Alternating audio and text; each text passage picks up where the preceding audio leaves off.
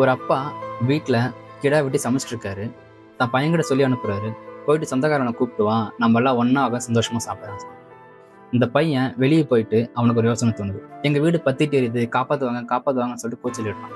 அதை கேட்ட அவங்க சொந்தக்காரங்க கேட்டும் கேட்காத மாதிரி ஜன்னலை சாத்துறாங்க. அந்த சத்தம் கேட்டு பக்கத்தில் இருந்தவங்கலாம் பக்கெட்டில் தண்ணி எடுத்துட்டு வீடு நோக்கி ஓட்டி வராங்க. இந்த பையனும் வந்தவங்க எல்லாருக்குமே நல்லா அழகாக பரிமாறுறான், நல்லா சந்தோஷம் சாப்பிட்றான். இதை பார்த்த அப்பாவுக்கு பயங்கர ஷாக்கு. என்ன எல்லாம் புதுமுகமாக இருக்காங்களேன்னு சொல்லிட்டு அவங்க போனதுக்கப்புறம் அவங்க பையன் கேட்குறாங்க, யார் இவங்க எல்லாம் புதுசாக இருக்காங்கன்னு கேட்குறப்போ அவங்க பையன் சொல்கிறான், அப்பா நீங்கள் சொந்தக்காரன் கூப்பிட்டு சொன்னீங்க, நான் வெளியில் போயிட்டு இது போல் கத்துனேன், எங்கள் வீடு தீப்பத்தி எரியுது காப்பாற்ற வாங்கன்னு சொல்லிட்டு கத்துனேன்.